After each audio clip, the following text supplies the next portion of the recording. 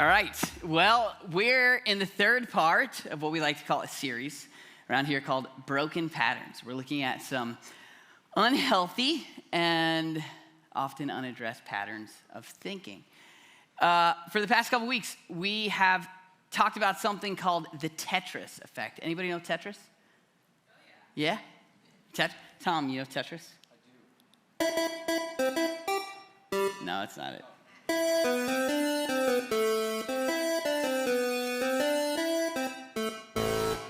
Very nice. Give it up for Tom.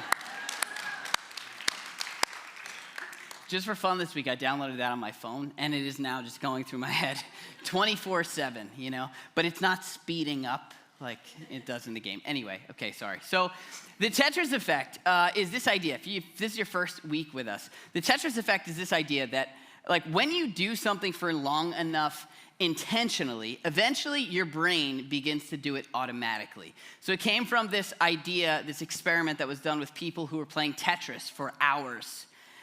And if you don't know what Tetris is, it's this game where shapes fall from the sky and you gotta fit them into little gaps. And so after playing this game for hours, people left the experiment, went home, and started seeing shapes all around them and plugging them into little gaps. Like they couldn't turn it off. And this doesn't just apply to the game, it applies to other areas of life, right? Like we've said, designers walk into a room and immediately notice the design. They don't have to try to, they don't have to think about it, they just do. Lawyers tend to just see holes in arguments, not because they're trying to, but because they just do. What they've been doing for so long intentionally, they now do automatically. If you're a parent of young kids, right? I bet you walk into a room and immediately you can tell whether it's safe or not, right? Like, are the outlets covered? Are there things on the corners of the table? Right? It's just because what you do intentionally, you eventually do automatically. And this is also true in the way that we see the world, in the way that we interact in our relationships. We can develop patterns of thinking, and some of them can be good, and others of them can be harmful, right? Like on week one, we talked about cynicism. We said cynicism is the tendency to see the worst, to believe the worst, to assume the worst in people. And it erodes our relationships when we just assume people are out to get us. They did this because they really feel this way. He said that, and when he said that, what he actually meant was this. And it's especially over the last few years, we've become more and more cynical, and it's tearing us apart as a society, but also at home. When you assume that the person you love did something because of this, or they did something really because of that. We write our own stories and fill it in with the negative. Cynicism. And then last week we talked about the pattern of complaining. It's the tendency to see the worst in the situation. We started this 21-day challenge, if you're with us, right? This challenge to go 21 days without complaining. I'm happy to tell you we're on day 7 for me. I am on day 1 still. It is so hard. That is not a complaint, that is fact, stated fact, all right? Anyway, it's a pattern. It's a pattern. Like a lawyer naturally sees holes in an argument, you can get to the place where you see something and immediately you default to complaining about it because it's a pattern of thinking. And I bet there are people in your life that you're thinking of when you talk about this. It's because they've developed that pattern and it's tearing us apart. It's also stopping us from enjoying the good things in life. Now, the reason why this matters so much is not just because of the quality of our lives, but if you consider yourself a follower of Jesus, a person of faith, or even if you're just thinking about it, like maybe you're not totally sure, and so you got your toe in the water, or you're kicking the tires, and you're not sure, it's important to know that this whole thing starts with changing the way that you think, not with changing your behavior, not with what you do, but in what's going on in the mind. I showed you the words of this guy named Paul who came after Jesus, and he said, do not conform to the pattern of this world, like what's normal, but be transformed by the renewing, what? Of your mind, not of your behavior, but of your mind. And everything comes from that. And so we're looking at the patterns of thinking in our mind and how to change those things. And so today, we're looking at another pattern, and I'll tell you right off the bat, for me, this is one of those patterns of thinking I didn't enjoy talking about for a long time, really because I just felt like it never helped to talk about it. And we're looking specifically at a passage written by that same guy, Paul. And that passage gave me the same types of feelings. Like, I didn't really want to hear anybody talk about it. I didn't want to read it because at best, for me, it just kind of seemed like a fluffy religious cliche that you threw at a real everyday problem. And so I just would keep it at an arm's length.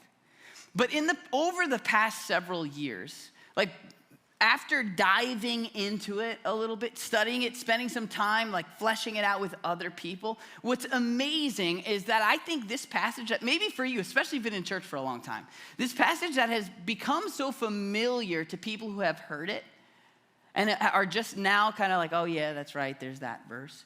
It can be so incredibly helpful on a practical level, whether you're a person of faith or not.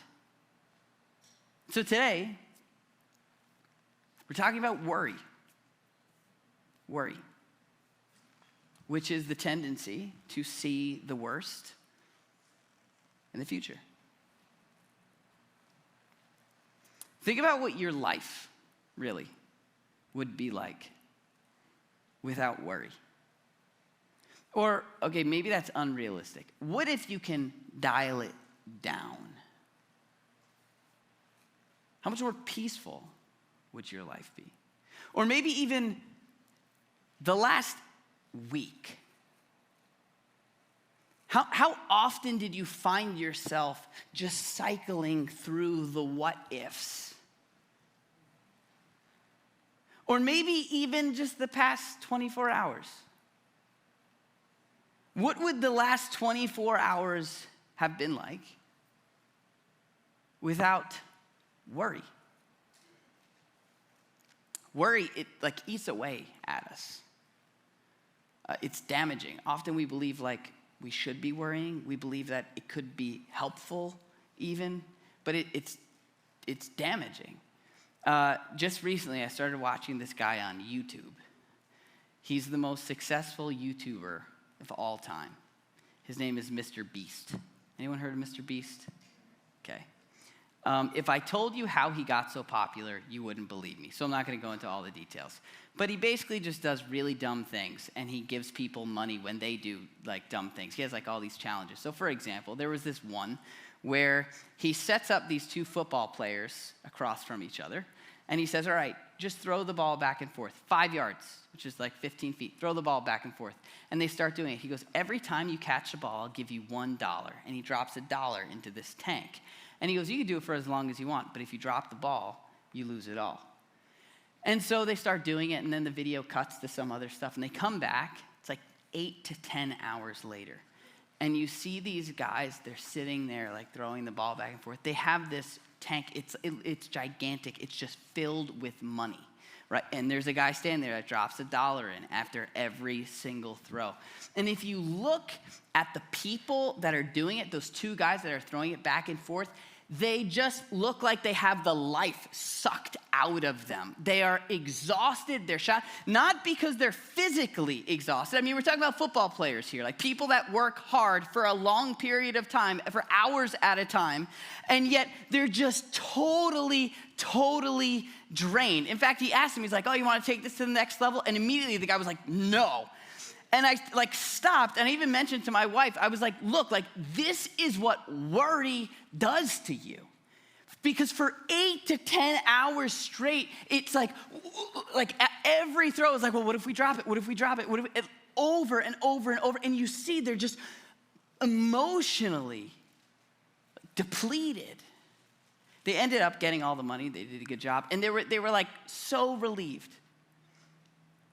It was because they had these negative thoughts cycling for hours. And that's what worry does.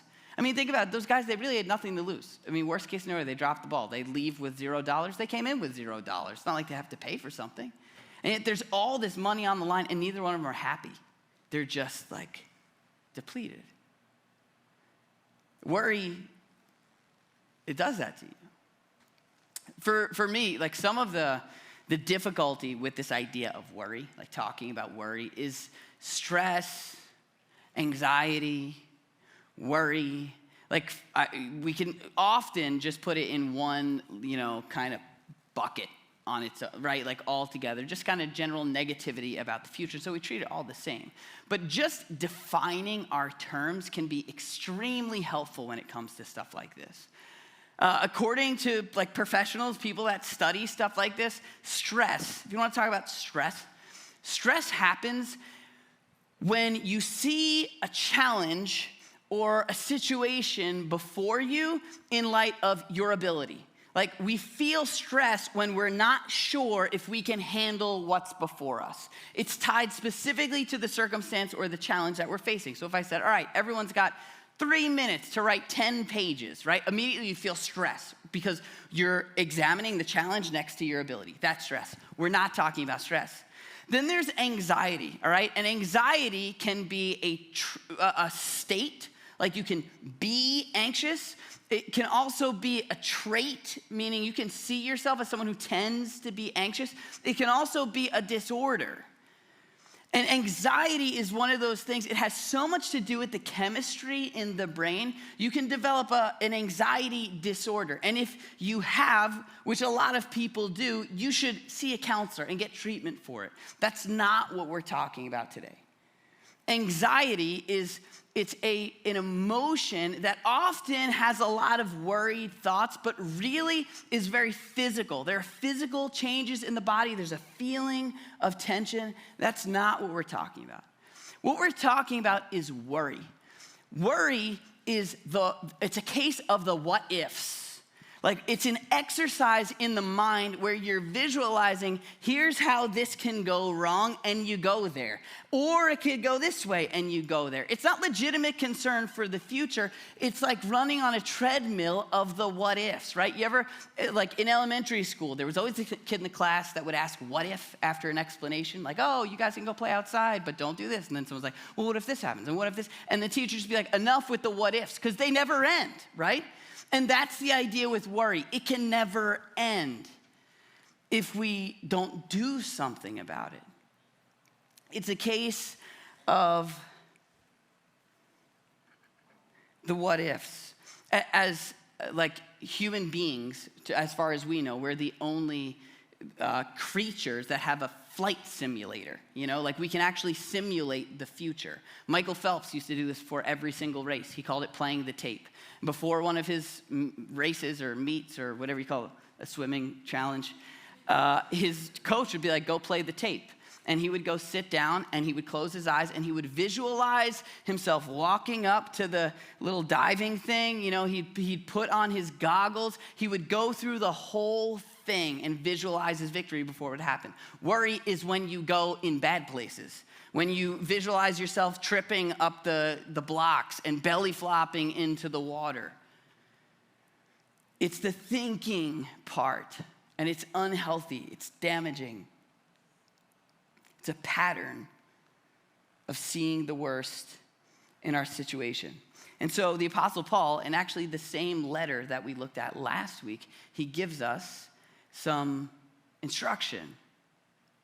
And this might be tough to read at first or hear at first, but sit tight. Here's what he says. Don't be anxious, which is the worst thing you can say to someone who's anxious. Now, before I drew a line between worry and anxiety, right? This is an English translation of an ancient Greek text. It was translated by some really smart people, but they're not experts in the realm of psychology. This word in the original language is actually way more like what we would call worry. It's when we predict negativity and project it into the future. It's the cycle of negative thoughts about what could happen in the future. And so for the sake of today, let's just say, don't worry. That's what he's trying to express here. Don't worry, he says, about anything.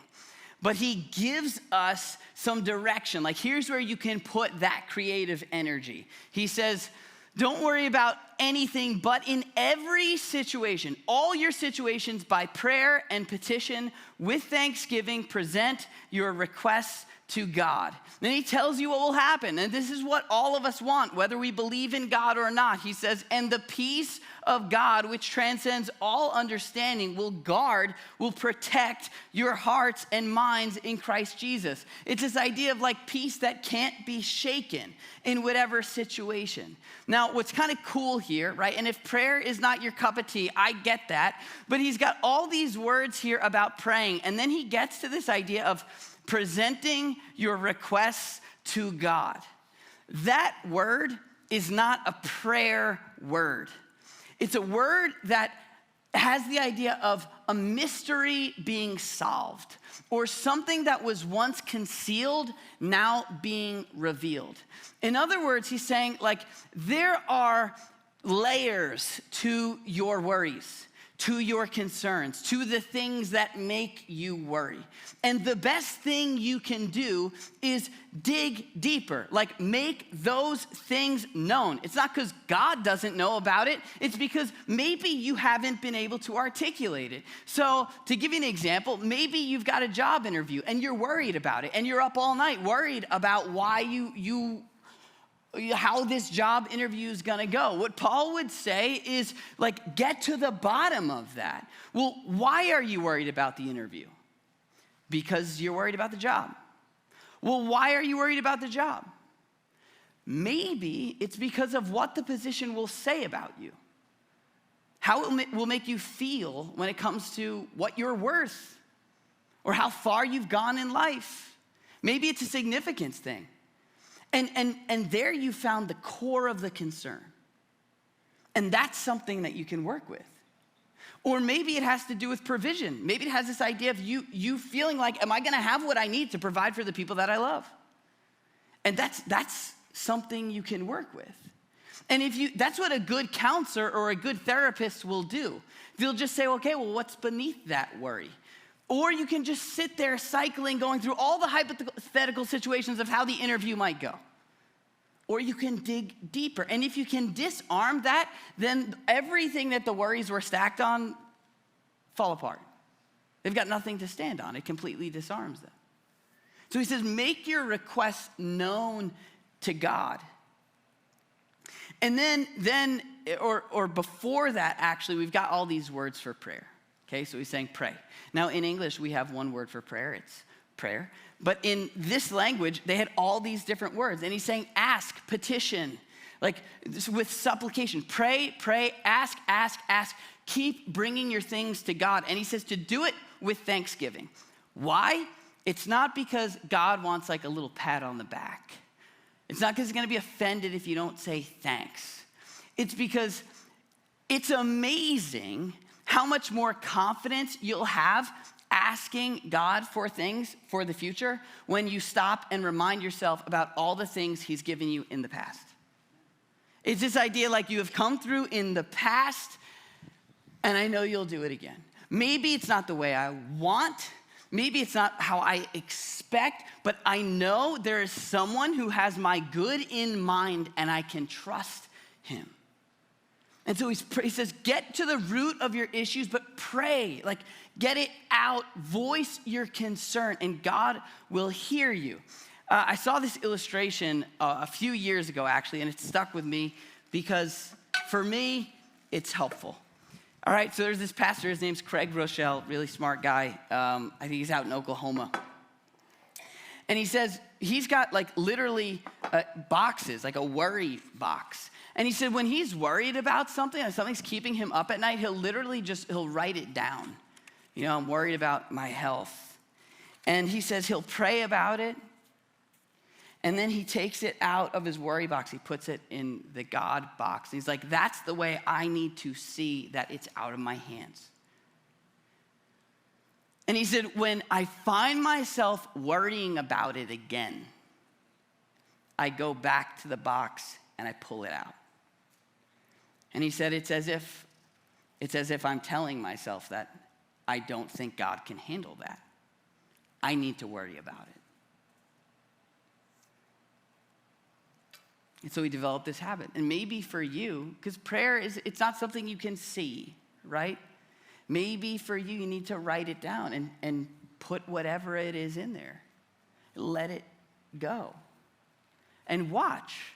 The cool thing about it is when whatever that was passes, you come back and be like, oh, that's right. I was worried about it. It's a way of actually cultivating more gratitude when you see how God has come through with the things that you're worried about. So he says, get to the core of the concern and then let it go. Give it to God. Now, if you've been here for a little while, you know, with me, there's always this like kind of skeptical voice that's in the background, you know, like, really? Is that true? You know, I hear this stuff taught to me, and I always like to poke holes in it. It's like there's this little voice, and some people tried to convince me it was the devil. I don't think it was. I think it was just good questions. And for me, I hear that, I'm like, okay, so I got some worries, you know, like middle school earth science test. All right, I'm worried, and I'm just gonna pray about it with prayers and petitions and not worry anymore. It's in God's hands. Right? And what I can tell you is from middle school earth science, at least, God answered my prayers at a percentage of about 72%.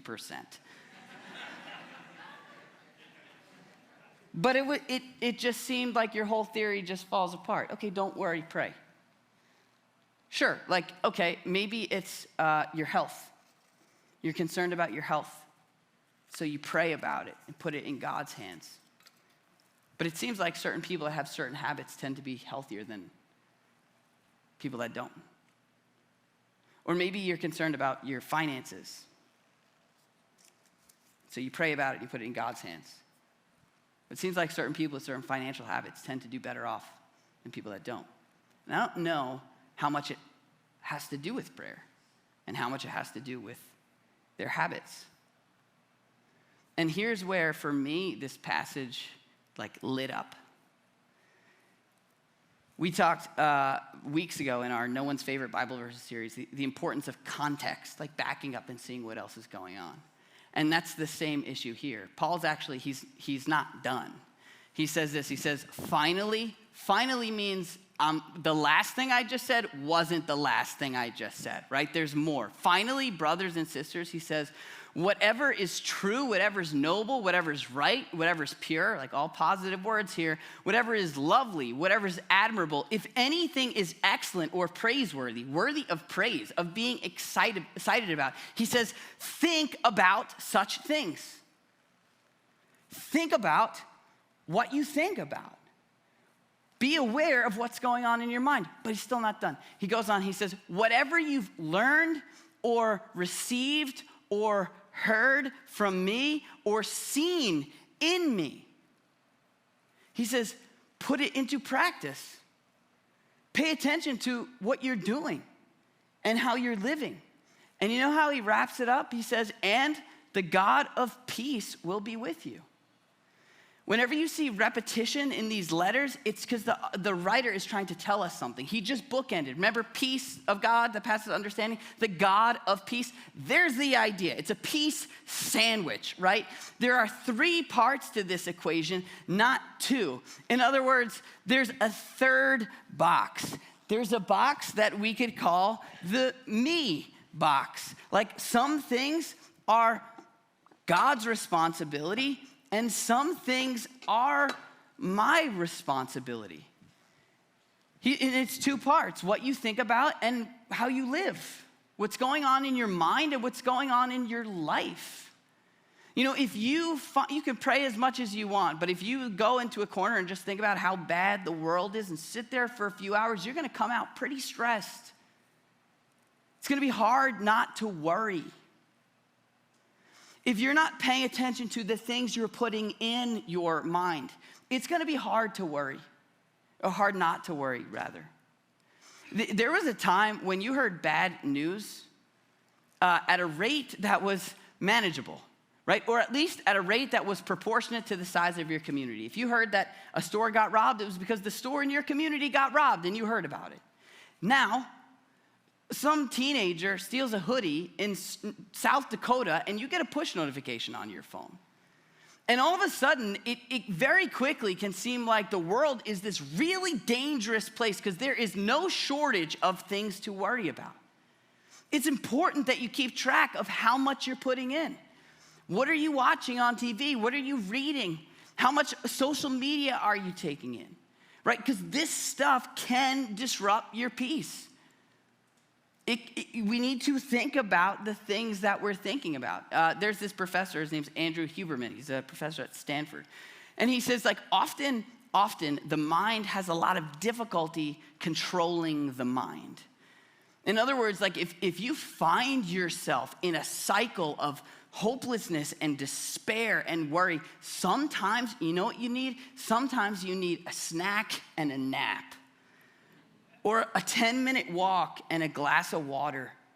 There's a story in the Old Testament. There's a guy named Elijah. One day he's having a really bad day, and he's just despairing of life itself. And he has this amazing spiritual encounter with an angel. Crazy. And the angel's like, here's bread, eat it.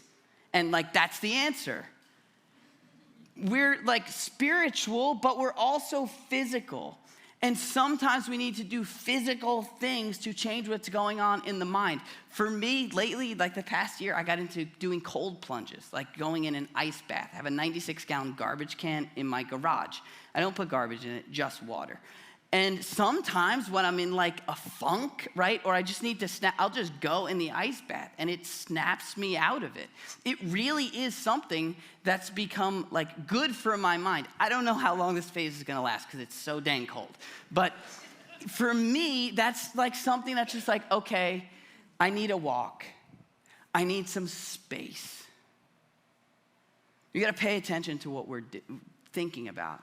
And then he says, like Paul says, remember the things I told you? Put them into practice.